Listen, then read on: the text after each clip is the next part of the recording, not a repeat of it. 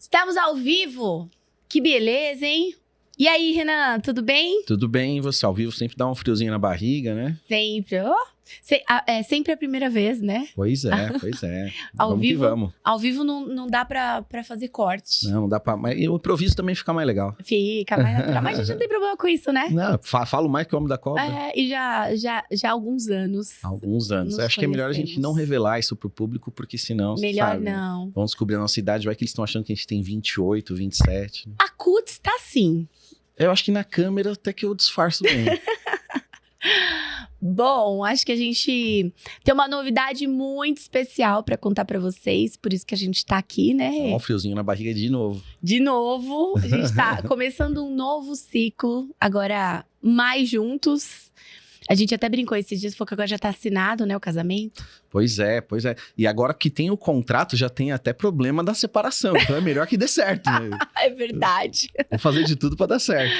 Bom, pessoal, a gente tá nesse papo aqui ao vivo para poder contar um pouquinho sobre a nossa parceria. Etos e Leme. Eu já sou fã, zaça da Leme, Somos, né? né? Somos Não é? mutuamente fãs. A Leme foi um... Acho que foi um dos lugares na minha vida que mais me deu norte do que eu queria sobre carreira. Eu me lembro que quando nos conhecemos, inclusive Renan fez meu processo seletivo.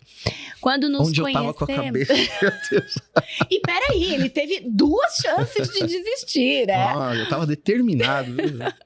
Nos reencontramos no Conar, você lembra No disso? Conar, pois é. E ali, eu lembro que você me disse assim, eu trabalhava com recrutamento e seleção, só. Eu Né? acho que você trabalhava nessa época numa empresa de ônibus, uma coisa assim. Eu já tinha trabalhado numa empresa de Isso. tecnologia também. Era isso. Eu trabalhei em uma empresa de ônibus, tava numa empresa de tecnologia há 3 meses. E aí você falou pra mim... Brave? Era Brave Tech. Brave Tech. Nossa, que memória! Cara, você acha que... Caramba! E aí, eu lembro que na entrevista você falou assim, você disse assim, eu tava muito em dúvida na decisão que eu tomaria e você disse, mas você quer continuar fazendo só recrutamento e seleção? Porque aqui você vai ter oportunidade de conhecer um outro lado do guarda-chuva de RH. Aquilo, você foi cirúrgico, porque eu falei, eu não quero ser a pessoa apenas do recrutamento e seleção. Se o meu objetivo era testar a sua convicção, ali eu acho que abriu para você um horizonte diferente, né? Muito. Até porque na tradição do RH, assim, é muito comum as pessoas começarem estagiando no recrutamento e seleção, dali você migra. Aí uma pessoa mais quantitativa vai migrar para folha, alguém mais falante vai migrar para DHO, para treinamento, né? Se for uma empresa não muito grande, vai fazer um pouquinho de tudo. E a consultoria é um outro ecossistema, é um outro bicho. É um outro negócio. Nossa, e aí eu embarquei, né? Entrei no mundo e na minha época foi excelente. Sou muito feliz de ter participado de tudo isso, porque a tecnologia era muito diferente do que é hoje, né? Então, o nosso trabalho era muito manual. E foi muito importante para a construção do meu conhecimento. Fazer esse trabalho na unha mesmo. Talvez se fosse hoje, né, com todo o recurso que a gente tem, eu teria aproveitado menos. Então, fui muito feliz com essa escolha. E nem nunca imaginei que um dia eu teria uma empresa e que ela se tornaria parceira da Leme, né? Então... É que, em certa medida, assim, a gente, até mesmo quando você começou, concorria por um certo nicho de mercado e tudo bem, né? Uma coisa que a gente conversava aqui nos bastidores, acho interessante as pessoas saberem, em muitas lives eu chamo concorrentes, né? E eu gosto também de provocações que sejam contrárias ao meu modo de pensar ou a forma como eu já estou acostumado, porque a gente acaba ficando meio que viciado num politicamente correto, num determinado discurso, e vem alguém que quebra, por exemplo, né, não é o assunto da nossa pauta, mas Donald Trump, né, ele tá puxando todas as atenções, a gente não sabe dizer ainda se as ações são certas ou erradas, mas é uma outra forma de se pensar, né? Sim. E é exatamente o sentimento que eu tive quando eu vi você propagando a sua empresa, assim, falei, poxa, é uma forma de pensar o empreendedorismo em recursos humanos que eu não pensava até então, que a gente na Leme não pensava. Muitas das nossas alterações, até de materiais institucionais, foram inspiradas no quanto a gente viu que você estava se comunicando com o mercado de uma maneira melhor que a gente. Ai, que legal, não sabia. Nath, nós somos uma empresa de quase 30 anos. Eu falo nós, eu tenho 18 lá, então é bastante tempo nessa jornada, né? E eu também me tornei uma parte do que acontece ali. Sim. Eu sou uma parte do que acontece ali. Então a gente também se inspirou, a gente também sofre a influência e que bom, né? Que bom, que legal. Eu acho que esse seu olhar é muito legal, porque quando a gente vai ficando mais velho, a gente começa a ter mais clareza sobre algumas verdades. Mas em contrapartida, eu acho que essa humildade de olhar e falar, nossa, eu tenho um histórico enorme. E isso me dá a oportunidade de aprender muito mais, né? Do que a minha verdade ser absoluta, é incrível, assim. E eu olho pra isso e falo, poxa, eu olho a Leme e falo, nossa, será? Como que vai ser quando a Ethos tiver 30 anos, né? De mercado, de história. Nós ainda estamos engatinhando, né? E os altos e baixos, né? Que a gente vai passando. Fases em que você expande, em que você cresce além da conta, precisa aprender a voltar atrás, celebra parcerias, fragmenta parcerias, percebe que elas já não eram mais, né, tão cíclico, adequadas. né? É cíclico. E eu acho que tem assim, uma coisa bastante distinta entre as parcerias habituais, que são as joint ventures, né? Empresas que se fundem por algum propósito específico, para montar um carro, alguma coisa, do que a nossa relação. Eu acho que, em primeiro lugar, né, existe uma relação de CPF antes de CNPJ. Nós sabemos quem somos, eu acompanhei a gravidez, eu acompanhei a constituição de um conceito de família para você, que até então era você e seu marido, mas o conceito de família com papai, mamãe e filhinho é diferente, né? Eu vi o seu amadurecimento como profissional de recrutamento e seleção para uma diretora de recursos humanos numa trajetória, e isso cria quase que uma intimidade, cria um espectro muito mais valioso do que simplesmente vamos fundir para ver se a gente ganha dinheiro junto, né? Então há um respeito, há uma honra envolvida, e eu acho que quando há honra, a gente faz as coisas com muito mais carinho para que elas deem certo. E é o que eu espero, né? Essas duas marcas aí entreguem muito valor para o cliente, para o mercado, e que a gente consiga também prosperar juntos. Né? Eu acho que talvez seja um desejo de todo mundo, mas as pessoas às vezes não fazem o esforço para prosperar. E, inclusive, isso puxa um assunto, né? Que é o assunto relacionamentos, porque muitas vezes as pessoas elas querem estar juntas com um pequeno nível de esforço, e isso quase nunca dá certo. O nome disso é relacionamento. Exatamente. Se não for essa via de mão dupla, né? Ele é insustentável. Ele pode até acontecer por um período, mas ele não consegue se manter. Às vezes um só segura aquela bandeira, né? E eu acho que na relação empresarial, isso tem às vezes um certo amortecimento, porque há o interesse, em primeiro lugar, da sobrevivência de ambos, e depois do interesse da sobrevivência, o interesse pela prosperidade, né? A gente quer que dê certo, a gente quer fazer as coisas funcionarem. E eu acho que a gente tem uma série pegando a linguajar atual, né?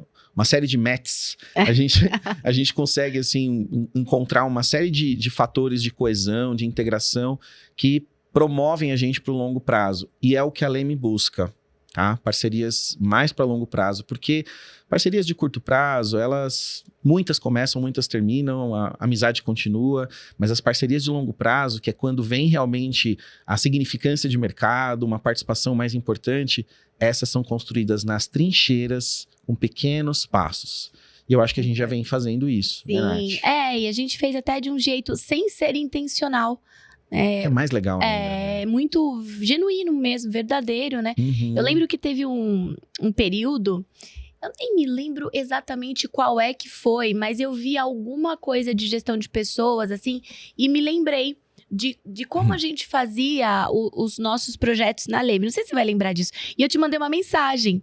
Falei, Renan, olha, eu vi isso aqui, eu acho que tá mais atual, não sei o quê. Eu nem tava mais lá há muito tempo. Você falou, não, mas a gente já usa esse tipo... Acho que era um tipo de linguagem, alguma coisa assim. Eu acho que de terminologias mesmo. Assim. E você falou, não. Aí eu falei, porque na minha cabeça eu tava...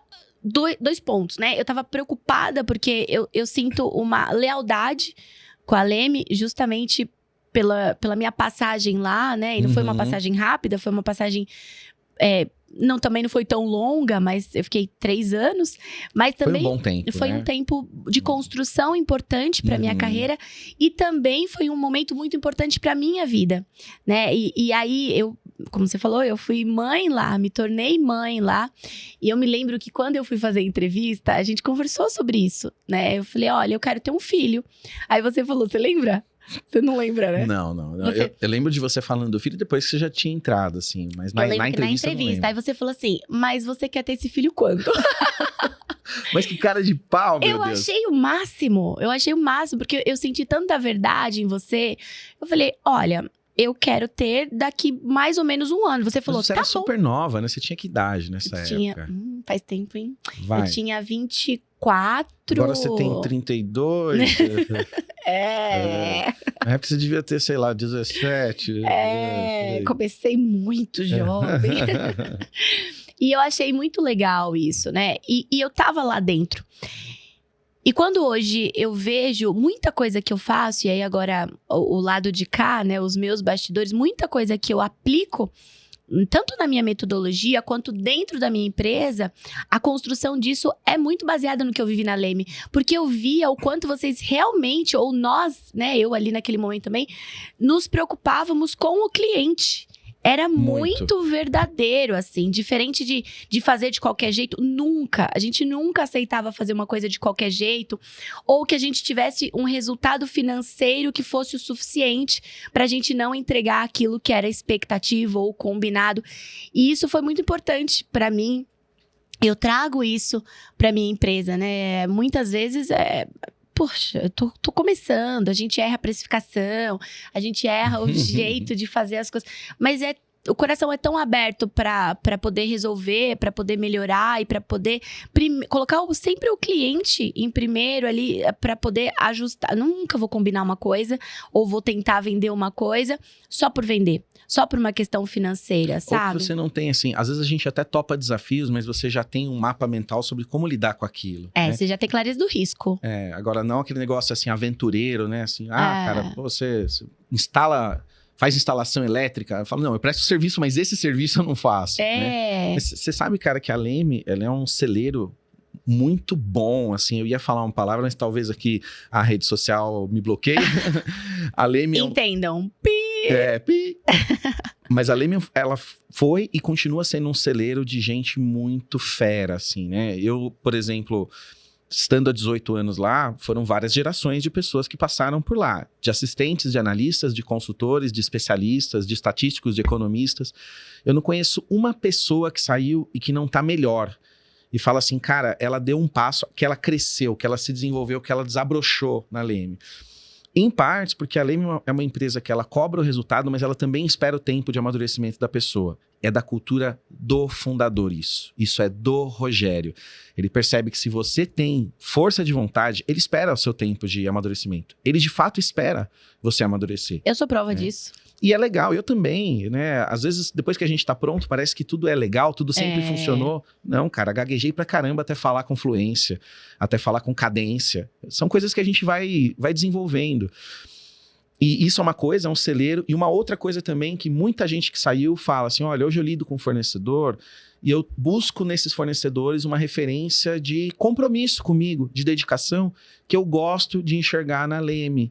Que é esse negócio, assim, cara, era madrugada de Natal, a gente lá... A gente viveu isso, lembra? Cara, eu vivi várias vezes Mas eu vivi isso com você. Sim, Foi ano novo, nosso foi ano novo. Acho que Natal eu fui umas 2 vezes, assim, que eu passei por isso, né? por quê? Você tem o prazo para entregar, você se comprometeu, tem alguém esperando, né? Principalmente a gente que trabalha muito com a parte de remuneração, desempenho, treinamento. Tem alguém esperando do outro lado. Então, são lições, assim, muito íntimas, são detalhes muito pequenos, né? Eu, por exemplo, acho curioso empresas que falam assim, o nosso negócio é a felicidade no trabalho, né? Mas nós vamos voltar pro presencial. Eu acho assim, poxa, escolha pelo menos a incoerência que você quer ter, né? você precisa ter algum grau de parcimônia na sua incoerência, né? E a Leme é uma empresa bastante coerente, assim. Nós não nos posicionamos por ser a que paga mais, pela melhor infraestrutura, nada. Mas eu acho que em termos de cultura de valor, é uma empresa, assim, sensacional e que eu acho que, de alguma forma, a gente influenciou a Ethos, influencia você e hoje está acontecendo o caminho inverso, né, Nath? Que é a gente observar você, observar o seu time e ser influenciado. Com muita humildade. Que legal, eu fiquei emocionada. Quando eu olho isso aqui, eu falo, caramba, o mundo dá muitas voltas. Muitas voltas. Testa as nossas convicções. Com certeza. E o que é verdadeiro, né? Porque é isso, vai e volta. Eu brinco que eu sou uma amiga de baixa manutenção. Porque eu sou difícil de responder mensagem.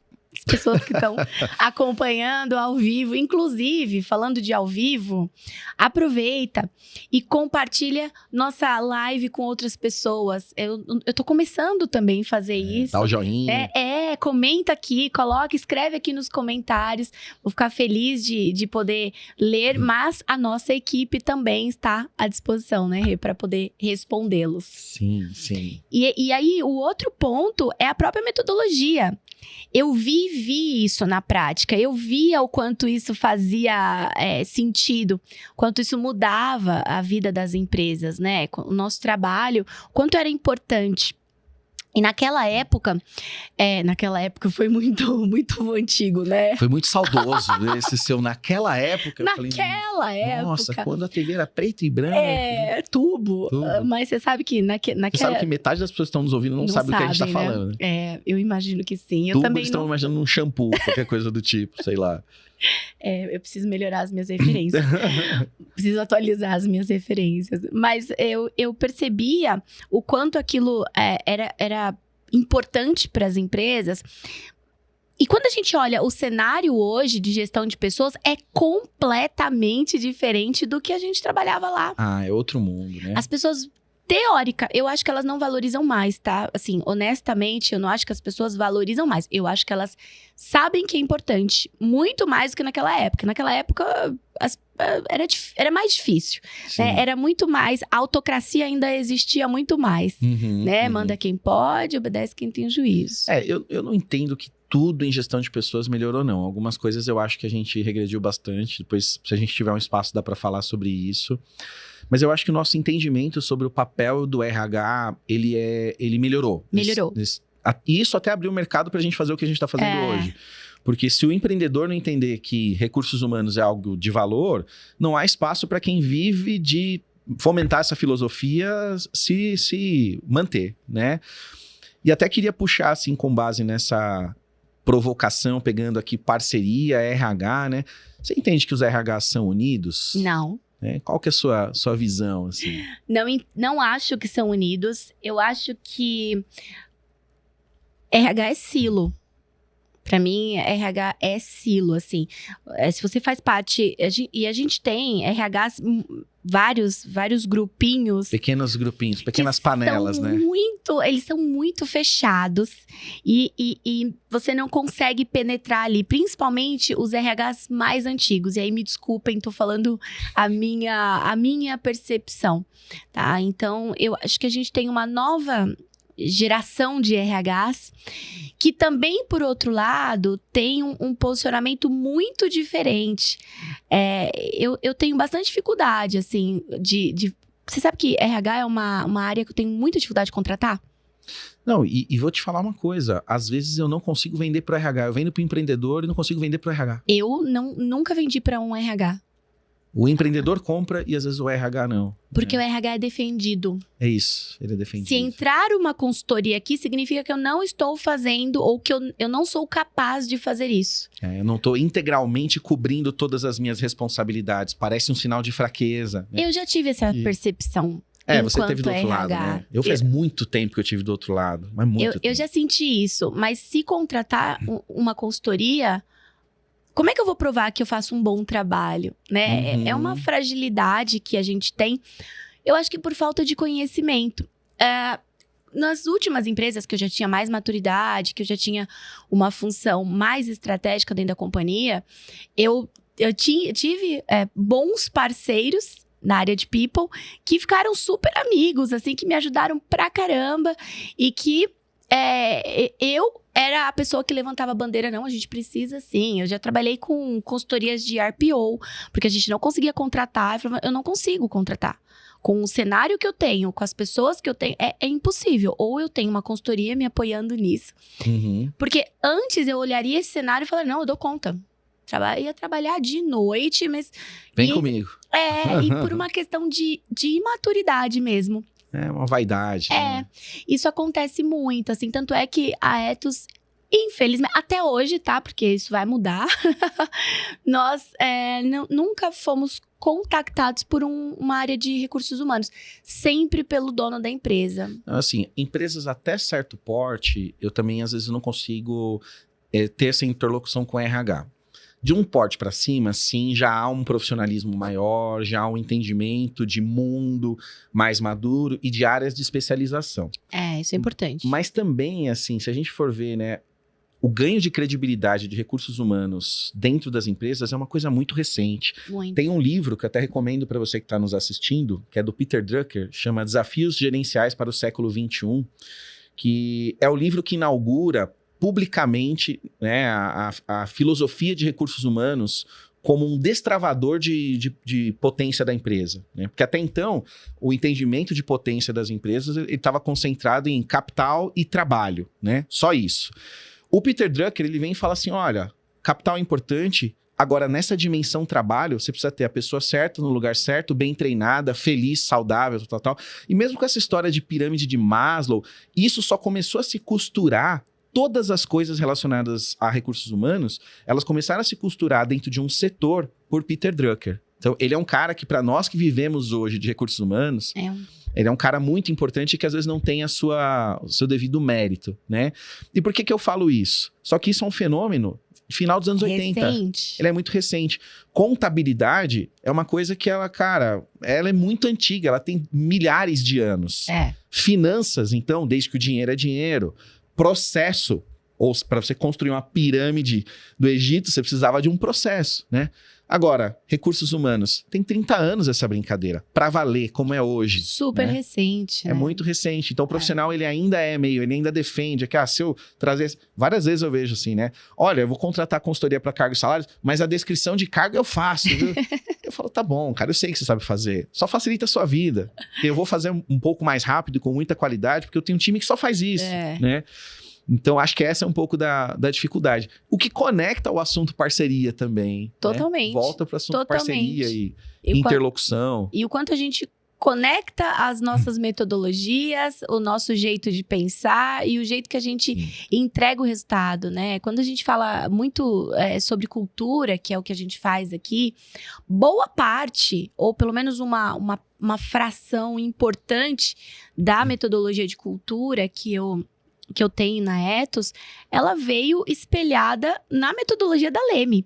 Porque eu via isso funcionando tão bem que eu peguei fragmentos disso e adaptei para aquilo que eu sentia como importante. Porque eu vivi isso dentro das empresas. Depois que eu saí da Leme, que era uma consultoria, e a minha sensação era, eu estou plantando, mas eu não tenho a colheita como consultora, né? Eu ainda... E eu não tive essa... Acho que eu estava no meu momento de vida de pedia isso, né? Seu momento pedia isso. Eu tava num pedaço da história, né? E depois de um tempo eu passei por várias outras empresas que eu acho que foi extremamente importante para minha carreira. E aí sim, eu voltei a ser o RH atuante e eu nunca desconectei da metodologia que eu aprendi lá, né? Então, inventário comportamental, eu apliquei inventário em todo lugar que eu passei do meu jeito, mas eu aplicava porque eu queria entender o que as pessoas enxergavam de comportamento. Eu comecei a entender o quanto você escutar as pessoas e o quanto esta técnica especificamente me ajudava a entender com clareza o que as pessoas percebiam, me ajudava também a criar as estratégias corretas. Então eu lembro que quando eu estava na Leme, a gente teve uma discussão do que era um RH estratégico. O Renan, ele era bem provocativo com o nosso time. E eu ainda sou, viu? Fazia a gente ler o livro e a gente ir lá e na frente E apresentar. E na época, fique muito claro para você que está nos assistindo, não tinha aplicativo de 12 minutos, não tinha. Resumo na internet, não tinha nada. Era livro físico, você tinha que ler e tal. Eu tinha que fazer uma apresentação no PowerPoint, eu fiquei quase maluca de fazer... Uma ansiedade, uma angústia, né? E tinha que saber falar, tinha que ir lá na firma, mas eu não sei falar, então tá bom. Então a gente vai te capacitar pra isso. Eu lembro que eu fiz um curso dentro da Leme de oratória. Né? Então, isso, como profissional, foi muito... Olha como foi importante pra minha carreira. Né? São peças nesse quebra-cabeça que eu acho que a gente, assim... Vou fazer 41 anos esse ano, né? Eu me sinto... Nem parece. Tô já entrando numa outra fase de jornada profissional e talvez uma das que eu me sinta mais seguro para expressar aquilo que eu penso mesmo, da forma que eu penso, lidando com todo tipo de consequência com muita clareza, porque quando você está num certo momento de vida, você está absorvendo muito e você nutre muitas dúvidas. Você até tem uma direção, minha direção, meu viés é mais para cá, mas você nutre muitas dúvidas. A partir de um certo ponto, quando você exercita as coisas na prática, você se torna mais convicto. E o que eu buscava em vocês, e eu busco no meu time, acho que essa é uma dica importante sobre gestão de pessoas, é convicção, né? Por quê? Se você tiver autoconfiança e convicção, as pessoas acreditam a você, mesmo que elas discordem de você, elas acreditam a você uma imagem. E é muito importante a gente fixar a imagem do que a gente faz. Porque, por exemplo, tem vários candidatos que eles são água de chuchu, né? Ele entra, ele sai do processo eleitoral, você nem sabe. Agora, aqueles mais que se posicionam, se associam uma imagem. Ou você ama ou odeia. Ou você ama ou odeia, e você cria uma identidade com algum tipo de crença, Sim. Né? Porque ficar sempre muito em cima do muro, assim, também te posiciona como uma pessoa, assim, você vai remar para onde for, né? Você não é alguém muito confiável. Você perde a relação é isso que eu falo. Você perde a relação de confiança. De confiança. Até porque se posicionar significa abrir mão de algumas coisas para ter outras. Né? Você estava falando aqui que a gente começou do seu filho, né? Eu não sei se eu vou jogar bola com meu amigo hoje ou se eu vou pro treino de jiu-jitsu. E você falou para ele, mas o que você quer? Eu não posso decidir por você. Eu acho que isso é um ambiente que eu tento colocar para minha equipe, assim, olha, você precisa ser convicto. Você precisa ter um direcionamento para dar para o seu cliente. Porque tem muitas áreas de fog, né? Muitas áreas de névoa. E você fala, cara, tem 10 caminhos que parecem certos. Escolha um com convicção, pelo amor de Deus. É isso. E isso é só pela experimentação, pela prática, pela vivência. E eu vejo você fazendo isso muito com a sua equipe hoje, né? Até queria... No sentido de trazer à tona essa discussão, queria saber hoje, como é que você treina o seu time? É aquele negócio assim, né? Olha, primeiro a gente vai se formar e depois a gente vai para campo. Ou tem uma mescla disso, assim, a gente se forma e já vai fazendo. Como é que você faz hoje? A gente chuta a bola e sai correndo, né? É uma empresa nova, né? A gente vai fazer 2 anos ainda, mas esse é um assunto muito importante, porque assim... Eu estou na rua. Esse é o bom de consultoria. Porque a gente tá aplicando o tempo inteiro. Então, o meu time consegue participar comigo. Eu tô no cliente, sempre vai alguém. Eu nunca tô sozinha. Sempre tem alguém que tá junto comigo e tá aprendendo e tá fazendo... Eu faço uma coisa que elas agora elas já estão mais acostumadas, mas no começo elas assustavam. Eu nunca fui de avisar. Uhum. Então, eu chegava num cliente, eu vou fazer... Porque senão eu gero ansiedade. Sim. E aí, eu acho que quando a gente não tem o recurso suficiente, a gente é mais criativo. Então, eu queria... Às vezes, eu testo. Eu tô ali do lado, você pode confiar em mim. Então, a gente chegava a fazer uma sensibilização, falar sobre cultura. Eu te respaldo, né? Não, eu não avisava. Eu falava assim, fulana, vem aqui, aplica essa dinâmica aqui. Então nem avisava. Falava, fulana de tal vai aplicar a dinâmica. Ela falava assim, claro, eu vou te matar. Mas fazia, eu falava, tô aqui do lado. E aí eu ia entrando junto, né? Eu ainda faço muito isso, mas hoje elas já estão mais espertas. Uhum. Então quando a gente vai para um cliente, eu já devolvo. Eu falo, mas fulana, tal pessoa vai responder. Ou a gente estava na semana passada num treinamento sobre liderança. Uhum. E aí, elas construíram material, né? Então, elas construíram, dividiram, elas me mandam, a gente discute e tal. E isso é muito bom para treinar, para aprender. Mas por que você pôs isso? Mas entrevista, eu tô sempre perto. Tô sempre ouvindo. Quando elas acabam, eu falo... Por que você perguntou desse jeito? Aí ela... por isso, isso, isso. Às vezes faz sentido, eu falo, tudo bem.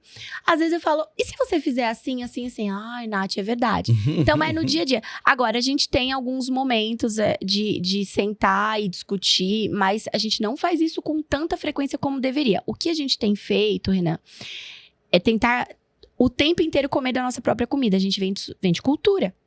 Então, como é que a gente faz... Isso é ótimo. Como é que a gente faz para trabalhar a cultura de um jeito intencional dentro da empresa? A gente respeita os nossos rituais. Então, na quarta-feira, por exemplo, nós temos um momento de falar de um dos nossos valores. E sempre tem uma pessoa que é o guardião daquele valor. E ele tem que apresentar, baseado um pouco no que eu vivi na Leme, eu faço a pessoa apresentar. A gente vira um monstro, né? Quando a gente é bem treinado. Me tornei aquilo que eu mais temia. E aí, eu peço não, elas que tomam conta, na verdade, eu não ponho mais a mão nisso, né? Então, é o próprio time que faz. E até pra gente poder replicar isso nos nossos clientes. Então, a gente faz dentro da empresa alguns laboratórios pra gente poder devolver. Então, na quarta-feira, elas falam. Uma pessoa, especificamente, fala sobre aquele valor. Ela traz exemplos e ela traz ações que a gente tem que ter no dia a dia para poder reforçar aquilo. E aí, depois existe uma discussão sobre comportamentos que todo mundo teve sobre aquilo. A gente tem um time pequeno, então dá para fazer isso ainda. Né? Depois, se a gente vai crescendo, a gente vai trazendo isso para replicar nos pequenos grupos. Mas de um jeito ainda intencional. Eu já fiz isso em alguns lugares que eu trabalhei. Então, a gente fala sobre os comportamentos que nós tivemos enquanto pessoa e enquanto equipe. Sobre aqueles comportamentos legais e também sobre o que a gente teve de aprendizado daquilo. Que aí entra aquilo que não foi legal também. E aí a gente discute. E esse é um viés da nossa cultura. Eu não sou uma pessoa de falar com muito dedo, olha... vou dar um feedback sanduíche e tal. Eu sou mais objetiva, mas é o meu jeito. E todo mundo já acostumou. Eu falo pra elas, olha, eu vou falar, mas é pro seu bem. Eu não vou desrespeitar, mas vai te causar incômodo. O jogo é sempre muito transparente. E ao contrário, é verdadeiro. Me fala o que você não gostou. Me fala o que não tá legal. Eu recebo vários feedbacks delas. E eu falo, nossa, faz muito sentido isso aqui. Tem uns que eu falo, você tá viajando? Não, assim, cara, uma coisa que eu vejo, por exemplo, reclamam muito da geração Z, né? A geração Z não funciona, não sei o quê. Cara, também reclamavam da minha, né? De todas. Né? E isso vai passando. Só que, assim, as empresas também, muitas vezes, elas não focam em determinar mecanismos de gestão de performance. Não. Então, assim, qual é o mecanismo de gestão de performance mais intuitivo de uma liderança que não é muito preparada? A obediência. Se a pessoa é obediente, você fala que a geração é boa e não sei o quê. Se a pessoa te confronta ou ela estabelece fronteiras do que você pode fazer com ela, nossa, mas que geração difícil. Não é isso, é que essa pessoa simplesmente ela não é submissa. E aí, se não é submisso, você naturalmente cria uma imagem negativa dela. E às vezes é uma pessoa super bem preparada. E como é que hoje eu não tenho nenhum problema, tenho várias pessoas de geração Z na minha equipe, a gente se dá muito bem. No meu time também. E eu não sou nenhum jovenzinho, né? Mas me dou muito bem com eles. E o processo de treinamento, seja de uma pessoa 50 a mais na minha equipe, ou de alguém muito iniciante, é o mesmo. As pessoas ingressam, elas passam pela Leme Academy, elas passam pelo módulo básico de cada um dos produtos, porque a gente não tem muita certeza de onde vai alocar a pessoa, mesmo que ela passou no processo seletivo para fazer um trabalho mais quanti. Mas na prática é que você vai ver mesmo se aquilo, né? Se ela se identifica mesmo. Passou dessa etapa, ela já vai para uma squad. E nessa squad, ela vai ter alguém mais experiente e ela vai experienciar a vida. Ela vai ser exposta. A gente vai avisar o cliente, essa é uma squad nova, tem um consultor experiente e tem um analista em formação. E joga o jogo e aprende a vida jogando. Eu já tentei fazer o contrário. Ficar um tempão só formando na teoria. Não dá certo. Não dá certo. Não dá certo. É o 70-20-10, né? 70-20-10. E além do 70-20-10, que também já é uma linguagem de RH antiga, caramba, que entrega a idade, viu, dona Natália? Tem uma outra questão, cara. A adrenalina da vida como ela não é substituída pela sala de aula. Não. Você precisa ter em algum momento assim, vamos pra campo. E eu acho que essa diversidade de cenários é que deixa a gente tão bem preparado. Porque quanto mais você vive, mais fácil você toma a decisão. Ou, pelo menos, você pode até que não seja tão fácil, mas você consegue mapear melhor os riscos. Quando você não tem essa diversidade de cenários, você não experimenta, é como uma criança. A gente estava falando aqui, né, sobre isso. Se você não viveu isso, você tá no escuro. Né? Agora, se você já tem, por exemplo, a gente tá ao vivo, né? Dá um friozinho na barriga. Ah, caramba! Poxa, gente, eu falo todo dia. Eu gravo conteúdo, eu faço palestra com um monte de gente. Eu já tenho algum jogo de cintura, porque se acontece alguma coisa, eu já sei como lida. Já sabe improvisar, mas mesmo assim... Mas o friozinho da barriga existe. Não, a luzinha vermelha piscou, você já fala, o que acontece? Acabou a bateria ou eu que falei alguma besteira, ela tá me corrigindo, né? É isso. Bom, e quando você faz uma turma e alguém não concorda com você, levanta e fala, não concordo, não sei o quê, né? E tenta te tirar ali do que você tá trazendo. Da segurança, do eixo. E até tenta tirar a turma, né? Do conteúdo, né? E aí, poxa, como é que você faz isso? Talvez você tenha que viver essas coisas para poder ter mais capacidade, para você ter ser mais parrudo no palco, para você explicar melhor, né? E no palco não precisa nem ser literal, pode ser no palco da mesa aqui falando e tal. Eu nunca imaginei que eu fosse vender na minha vida. Não era uma coisa que, nossa, que delícia vender pra mim. Nossa, meu sonho é ser vendedor. Nunca, RH, eu gosto de gente. Joãozinho falando, eu quero dirigir, pilotar helicóptero, outro, eu quero ser piloto de carro de bombeiro. O que você quer? Eu quero ser representante comercial, né? Nunca foi. Então, e aí a vida vai te colocando em alguns papéis que você fala, então faz sentido agora. Porque se eu não tivesse aprendido lá na Leme a ir lá na frente, a falar mesmo com vergonha, quase morrendo, caindo no chão dura, porque tinha um monte de gente me olhando e eu ia gaguejar. E a se posicionar, né, Nath? Porque a gente tem uma tendência a, quando está acuado por opiniões divergentes, você começa a concordar com o grupo e aí você, depois de um certo tempo, fala assim, não, essa é a pior coisa, porque você desconstrói o objetivo que você tinha e dali pra frente você não chega em mais nada, você não alcança mais nada. Né? Exatamente isso que acontece. Por exemplo, quando eu sento na mesa para fechar um negócio com um dono de uma empresa, que alguém que já é experiente, que tem uma empresa, sei lá, de 30 anos, como é que eu mostro para ele que isso é importante e vai trazer benefício pro negócio dele? Sim, e com retidão, do início ao fim, sendo coerente no seu discurso, né? Se eu não tivesse sido preparada, e talvez sem perceber que eu estava sendo preparada, eu não conseguiria fazer isso. Então, acho que a gente aproveitar essa jornada para extrair as coisas que são boas. E a Ethos é uma empresa que trata muito essa questão dentro das outras empresas, né? O nosso público, em geral, são pequenas e médias empresas que não têm um RH. Que não tem uma cabeça de pessoas. Ou tem, mas ele é mais DP, né? Às vezes é uma coisa mais rotineira, seleção só. Não, a maioria nem tem. Nem tem. A folha é feita... Eu tenho clientes que faturam muito bem, obrigada. Tem empresas de 40, 50 funcionários que não tem nem DP. O dono da empresa faz a folha. Nossa, isso é corajoso, hein? E acontece com frequência. Mas, quando a gente olha, porque é uma empresa que está tracionando, então, ele foi deixando, né? Foi deixando. E acontece isso com muita frequência, as empresas... Que momento? E essa é uma pergunta que sempre vem para mim. Nath, que momento que eu tenho que ter um RH? Não tem uma resposta pronta. É por quantidade de pessoas? Talvez sim. Eu conheço empresas... a própria Leme foi a primeira empresa que eu trabalhei que a gente tinha um comitê de pessoas. Nossa, né? Essa questão dos comitês, nós éramos uma empresa de RH sem RH. Me lembro. Cara, isso ficou uns 15 anos. Nós operávamos todos os subsistemas de RH com os próprios colaboradores. Hoje nós temos um RH. Né? Não dá mais para... Até porque a empresa é totalmente remota, não funciona mais naquele formato. Você tem alguém puxando, né? Porque no dia a dia, não é que você...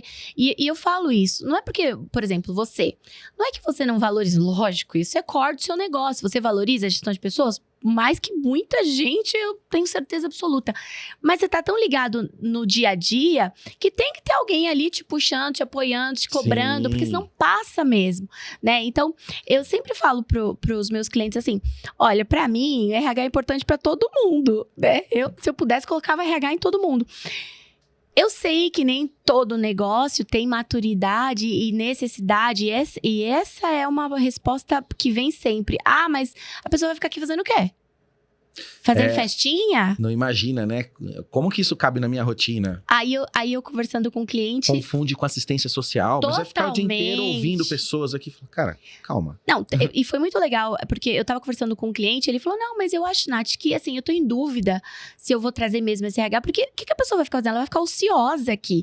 Aí passou um pouquinho, né? Passou, sei lá, 10 minutos da conversa, ele entrou no outro assunto, ele falou, então, porque eu tenho uma vaga que assim, eu não sei exatamente se eu trago uma pessoa pra essa vaga, porque eu vou mudar, eu vou trazer um produto novo. Então, não sei se eu trago alguém pra vender esse produto e coloco dentro da área comercial, ou se eu crio uma nova área comercial, porque são negócios muito diferentes. Aí ele falou, tô com muita dificuldade, tenho pensado nisso. Falei, se você tivesse um RH, essa pessoa poderia discutir com você sobre isso. Uhum. Aí ele, nossa, eu não tinha pensado nisso. Mas você sabe o que acontece também? RH é uma área muito empírica. E às vezes, o cara dá azar de trazer uma pessoa que era uma pessoa bitolada em só um assunto. Só faz recrutamento e seleção. Só faz treinamento. E aí ele não consegue esse nível de troca. E frustra, e fala, profissionais de RH são assim. Não, pega um bom pra você ver. O dia que você tem um profissional bom de RH na sua equipe, meu amigo, você não consegue mais viver sem aquilo na sua vida. Rê, sabe, eu acho que essa volta naquela pergunta que você me falou se os RH são unidos, eu acho que a gente não tem uma boa formação, desculpa, gente, é minha opinião de novo, polêmica. Eu não acho que a gente tem uma boa formação de área de em várias RH. áreas no Brasil, de forma geral, né? Eu falando do RH porque é meu nossa área de dominância, aqui. Né? Por isso que eu tenho dificuldade de contratar RH, e justamente por isso. Você pergunta pra pessoa se ela faz entrevista por competência, sabe o que ela vai falar? Que faz. Aí eu pergunto, como é que você faz uma entrevista por competência? Ela te responde um negócio que não tem nada a ver. Não, ou ela já te responde, o que você faria? Você falou, legal, obrigado. Faria, beleza. Projeta lá no futuro. Fala, não, comportamento passado, prediz, comportamento futuro. Ponto para as mulheres. Então, acho que é um pouco nessa linha, assim, de que a gente precisa olhar para a área de recursos humanos e entender que o RH, ele é uma área estratégica e estratégica de verdade, porque a gente fala de RH estratégico, ó, há muitos anos, quando eu entrei na Leme, eu tive que fazer uma redação sobre o que era o RH estratégico e você me deu um feedback sobre isso. Nossa, você tá desenterrando aqui as minhas... Aproveitei depois de alguns anos. Meu baú de maldades aqui. Nem eu lembrava disso, cara. Você lembra? Mas hoje eu não faço mais, agora você falou, eu lembrei. Eu lembrava. Foi muito bom pra mim, porque eu tinha uma ideia completamente diferente do que era realmente estratégico. E depois de alguns anos, eu olho pro que eu pensava lá e falo, tá tudo bem, porque eu não era estratégica. O RH que eu fui, naquele momento, não era nem um pouco estratégica. E aí, quando a gente pensa num RH estratégico, para mim, um RH estratégico é quando você tem uma mesa de decisores, né? E aí eu falo, bom, para esse negócio, tecnologia tem que se comportar assim, a parte fiscal mais estratégico para o negócio ser assim. E aí eu tenho uma pessoa de people que fala, e pessoas para este negócio é assim. Né? Então, é alguém que tem dominância sobre gestão de pessoas para poder olhar para o negócio. E isso é muito difícil. É destravar valor do negócio. Destravar valor do negócio. E às vezes, vem bem da formação mesmo. Não se diz isso nas faculdades. Eu sou professor de pós-graduação, isso não se fala.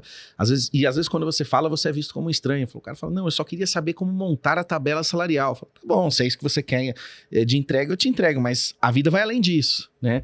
Por exemplo, eu sou especializado na área de remuneração. Uma coisa que eu falo para as pessoas. Qual é o papel do profissional de remuneração hoje? É um papel de pricing. Você sente o mercado e indica para a empresa como ela posiciona o preço do trabalho. Ele não é uma coisa assim, qual é o valor que estão pagando? O que estão pagando pode ser fora da realidade da sua empresa por vários motivos. Porque você não exige o que o mercado exige, porque você não tem o poderio econômico que existe ali. Porque você tá comparando alho com bugalho. Ou porque você tem um outro valor, às vezes. Olha, o mercado tá pagando isso porque tá exigindo um presencial. O seu trabalho remoto, ele é também uma moeda de troca. O seu trabalho híbrido é uma moeda de troca. As pessoas aceitam receber menos se elas tiverem trabalho remoto ou trabalho híbrido. O seu clima organizacional.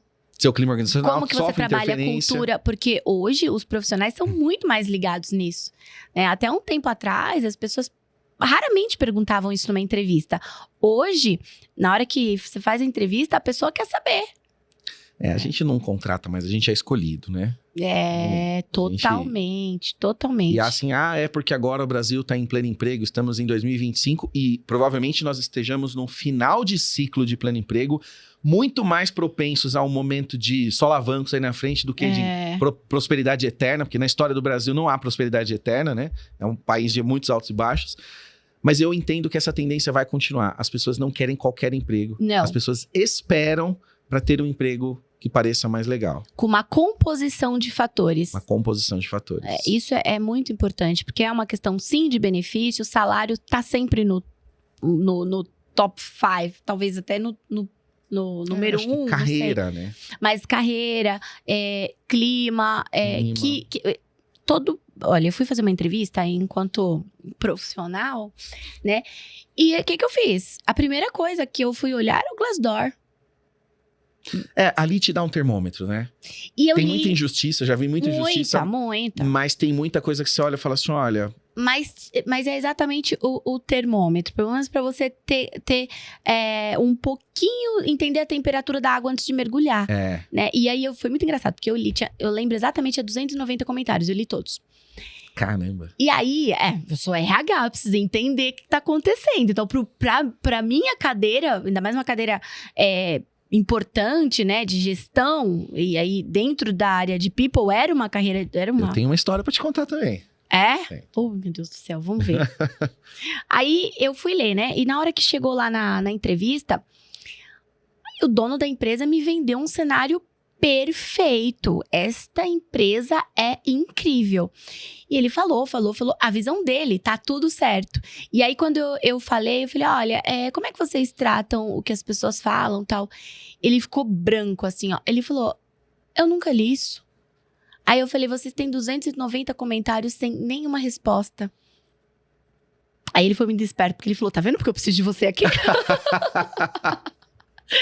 E Nossa, mas ele foi muito esperto. Ele foi muito, mas tudo não, né?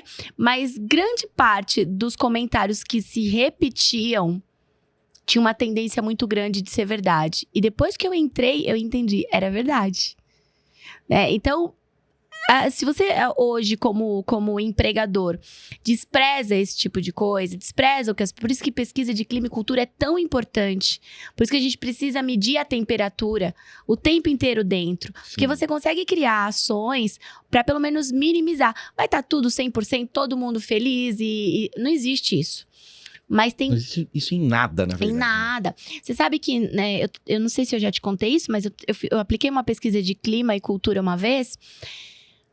E as pessoas, o time não percebia o impacto do nosso trabalho com o nosso cliente. E aí todo mundo da diretoria, mas como não? É incrível o que a gente faz. Eu falei, gente, mas em que momento a gente conta para as pessoas? Era tão simples, a gente tava vendo, porque a gente tava sentado em outro lugar do estádio. Sim. Mas o jogo tava rolando e quem tava no campo não tinha a mesma visão. E aí foi tão simples a gente criar um canal que a gente compartilhasse com todo o time, inclusive como fonte de reconhecimento, sobre o impacto do nosso trabalho para os clientes e o que eles estavam falando da gente. Uhum. O sentimento de orgulho da empresa fez isso aqui, com uma ação simples. Mas que a gente, não, que bobeira, né? A ação em si tem valor. Mais do que o tamanho da mobilização que ela vai gerar, ela já tem valor, né? Fazer alguma coisa tem valor. Principalmente em ambientes que estão meio maltratados, assim, qualquer coisa já remexe. E como tem? Agora me conta a história que eu fiquei curiosa. Então, em 2019, acho que foi ali, meio do ano 2019, eu recebi uma proposta via LinkedIn, né? Para dirigir uma consultoria multinacional, a área de serviços, que é a área que eu domino, né? Estratégia e tal.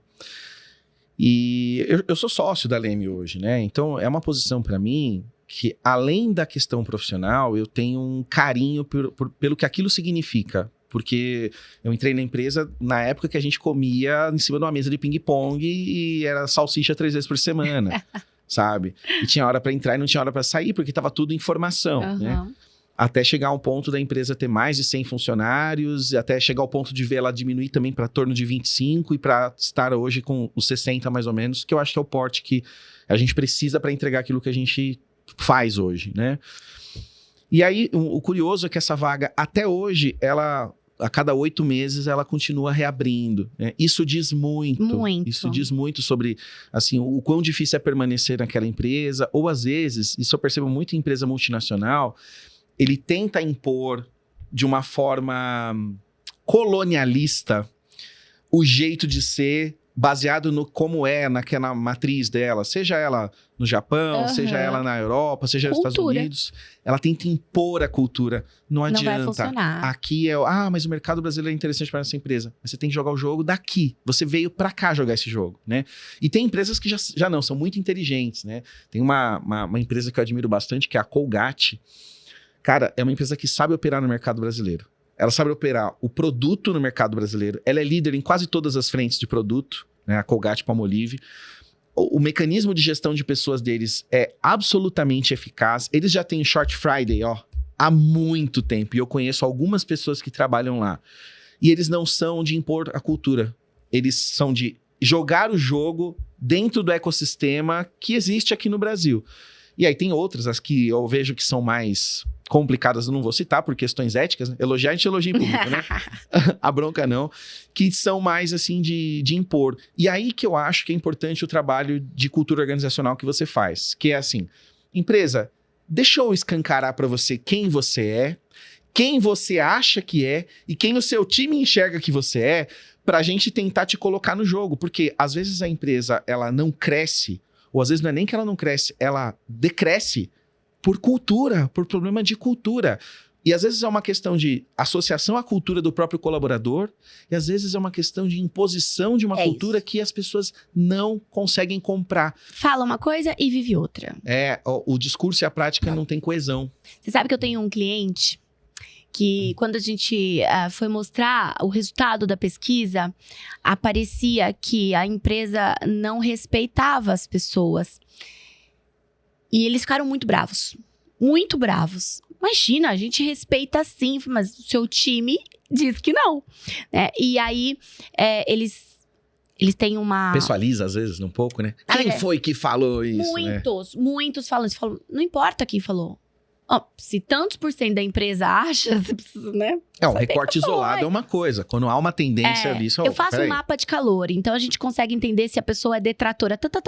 Ele tá detrator em tudo. Pô, então, peraí, vamos ver. Agora não. Se as notas baixas, né, elas estão flutuando entre as pessoas, é porque aquela pesquisa é verdadeira, né? Ou pelo menos, me parece que essa amostra é boa. A própria forma orgânica como os dados estão se dissipando, te gera a crer que aquilo foi espontâneo. Exato. E aí eles... Leva a crer. Na conversa, eles disseram assim, não, aqui na empresa a gente não aceita pessoas que não sejam da nossa religião. Aqui na empresa a gente não aceita pessoas que falem demais. E começaram a falar. Aí eu falei, bom, então a gente precisa entender que vocês são preconceituosos. Não dá pra gente escrever que tem inclusão, né? Porque eles queriam que colocasse que era uma empresa inclusiva. Eu falei, vocês não são inclusivos. E aí eles ficaram bravos na hora. Imagina, a gente é. Eu falei, mas você não aceita isso, não aceita isso, não aceita isso. Não tem problema. Só entende, olha, nós somos assim. Aceita como você é. Não adianta você falar que você que inovação é importante pra você se você prefere assinar tudo no papelzinho e não quer mudar nada na sua empresa. Você não é inovador, você é conservador. Aceita que você é conservador.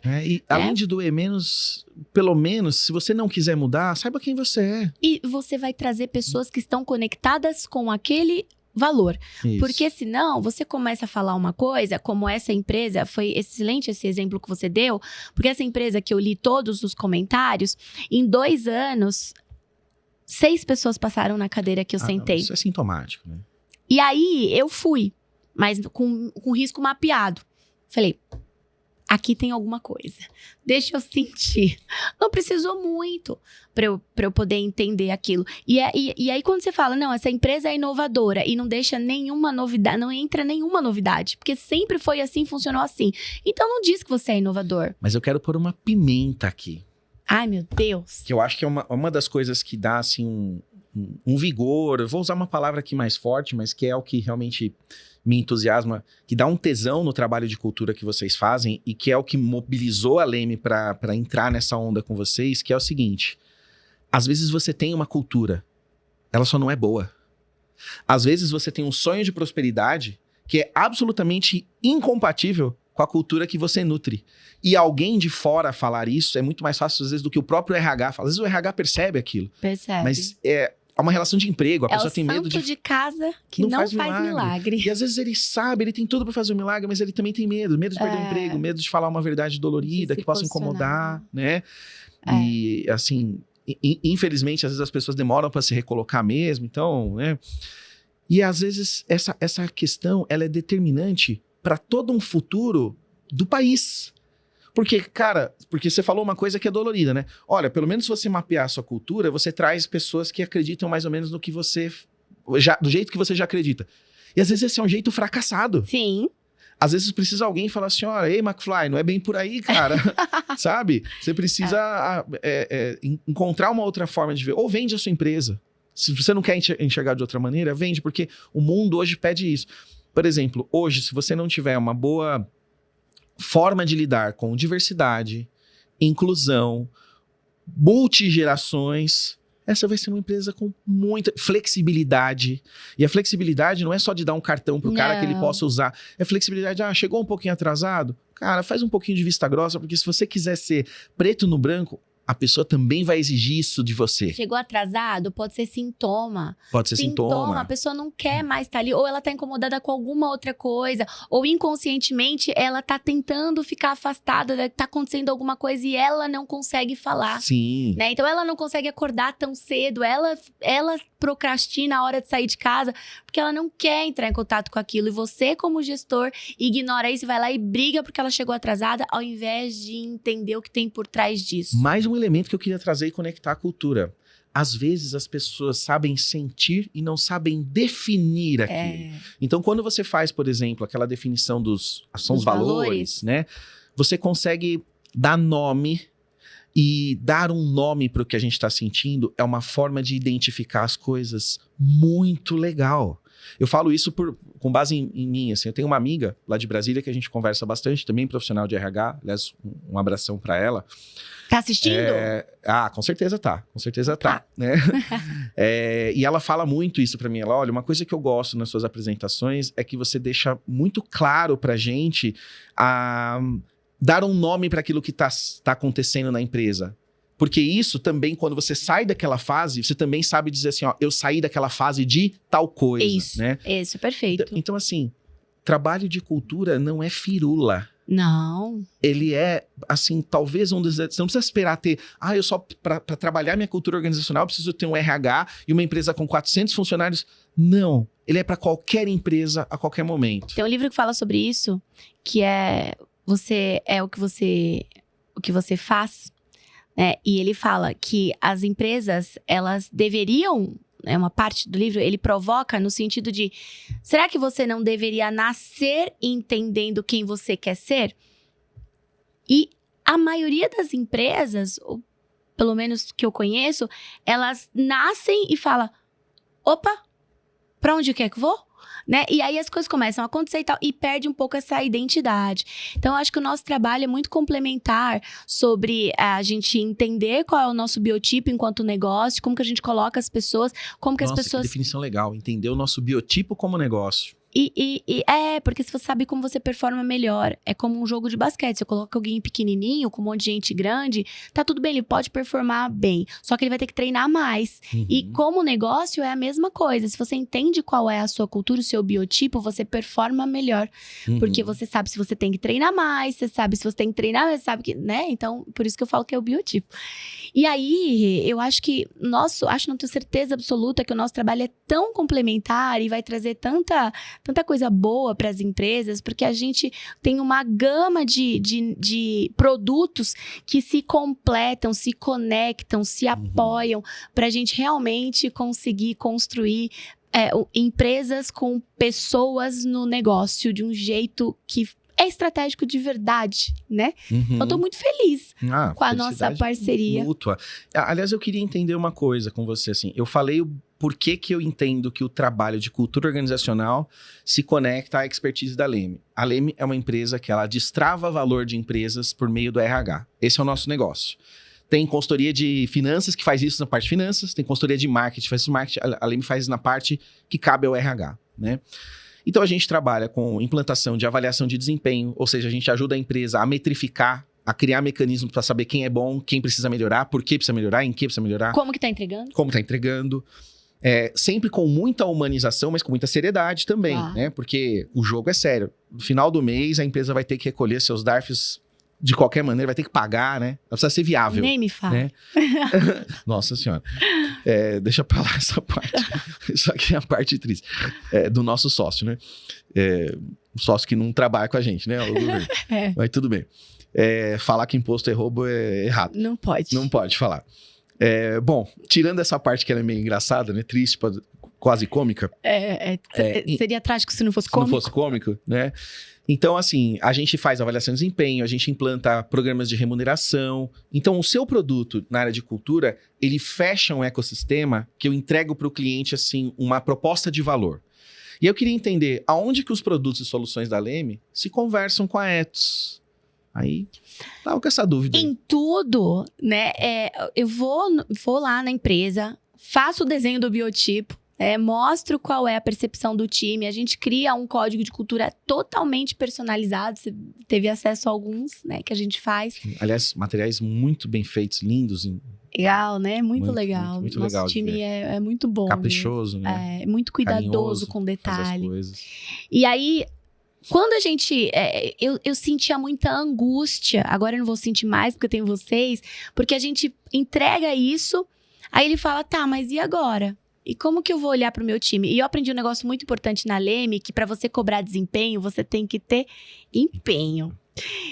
E aí, eu falo isso ainda. E que empenho não é dedicação. As pessoas confundem. Empenho não é esforço, dedicação. Empenho é acordo. É isso. É pacto. E como que a gente fortalece a nossa cultura se eu tenho um monte de outras coisas em gestão de pessoas quebrada? Então, ele não tem descrição de função, ele não consegue avaliar a performance do time. E aí, isso fica muito fragilizado. O nosso trabalho, ele não consegue ser sustentado se a gente não tem esses outros subsistemas caminhando aqui. Imagino junto. Que muitas vezes não sabe, assim, como criar uma trilha de carreira para as pessoas se enxergarem aqui no médio e longo prazo, né? Ou acha que isso é o que você falou, para uma empresa muito grande, não é. A gente precisa pensar com a cabeça do time. Quando eu tô trabalhando numa empresa, eu tô trabalhando naquela empresa. Seja numa empresa com 5, com 1.000, eu estou lá dentro cuidando e construindo a minha carreira. E às vezes a empresa ela tem um outro olhar. Ela fala assim, não, mas nós somos uma empresa pequena. Não importa, são pessoas. E aí, se você inverte esse lugar, a pessoa está construindo a carreira dela. Então a gente precisa olhar para isso com a importância que isso tem. Esse é um elemento muito importante. Aliás, queria deixar um jabá aqui, porque está bem na época do lançamento do anuário Leme Swile. Para você fazer, não sei qual câmera tá pegando aqui, fazer o download do nosso anuário. Se a gente puder deixar o link em algum local na descrição aqui, acho que vale a pena. Podemos, com certeza. Para você faz seu cadastro lá. E um dos elementos que a gente pergunta, essa pesquisa ela abrangeu mais de 800 empresas e mais de 2.000 pessoas físicas. Uma das perguntas que a gente fez para as pessoas físicas de diversas gerações, era uma inclusão espontânea no cadastro da pesquisa, era quais são os elementos mais importantes para você se interessar por uma empresa. E pessoas de todas as gerações informaram carreira. Então, esse é um lema, carreira importa. Carreira importa se você estiver numa empresa com 10 funcionários, com 30 ou com 100 mil. Eu, quando entro numa empresa, eu não tenho, em geral, uma data de validade. Eu não sei se eu vou trabalhar ali 6 meses ou 15 anos. Eu só sei que no período em que eu estiver, eu quero buscar a máxima prosperidade.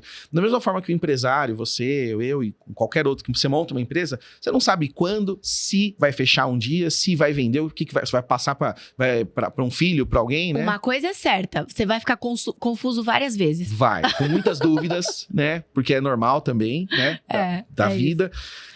Então, mas você tem uma certeza, você quer prosperar. Quer. O teu colaborador também. Também. É isso aí. Isso aí. Não, esse anuário ficou incrível já. Eu já dei uma folhada. Se chama Planeta Firma. Muito bom, muito rico. E a gente consegue ter muito insight sobre como nós podemos lidar com pessoas da maneira correta, porque gestão de pessoas muda, como tudo na vida, né? Então, pra gente encerrar, porque se deixar a gente vai falar o dia inteiro. E a gente fala mesmo. É porque assunto não falta, né, Rê? Não falta. Eu só não sou muito bom de falar no WhatsApp. Eu sou meio do ok, beleza, legal. Bom, combinado. Pelo menos você responde, né? Não, eu respondo. Tá melhor do que eu. Não, eu vejo as pendências lá e fico muito ansioso, cara. Eu fico muito ansioso. Eu já trabalhei isso em mim. Eu ficava ansiosa, mas agora eu entreguei. E já assumo o meu papel de sou péssima para responder. Estou muito feliz com a nossa parceria. Vou reforçar isso aqui. Tenho certeza que juntos nós somos ainda melhores. A gente vai conseguir ter excelentes cases de sucesso para Leme, para Etos, para as nossas vidas, para a nossa carreira. Então, quero muito te agradecer pela credibilidade que vocês têm. Vocês, com certeza, já fazem parte desde o começo da Etos, vocês já faziam parte, agora vocês estão oficialmente, né, fazendo parte. Sim, Tudo muito feliz. Contratualmente fazendo parte agora. Contratualmente. É um casamento mesmo. Muito obrigada. Obrigado a você. Tá? Obrigado a você pela honra, pela gentileza de sempre, pela amizade, independentemente da questão empresarial, assim, a gente, graças a Deus, sempre se deu muito bem, sempre se admirou. E foi muito legal ver o seu progresso, o seu crescimento. E eu acho que agora a gente vai ter bons resultados juntos. Vai dar jogo. Vai dar jogo. Obrigada, pessoal, que acompanhou a gente. Tenho certeza absoluta que a gente vai conseguir apoiá-los, ajudá-los, né, juntos. E deixa seu comentário aqui. E, por favor, conta pra gente o que você achou, quais são suas dúvidas. Nosso time vai ficar muito feliz em poder ajudá-los. Um beijão pra vocês. Muito obrigada.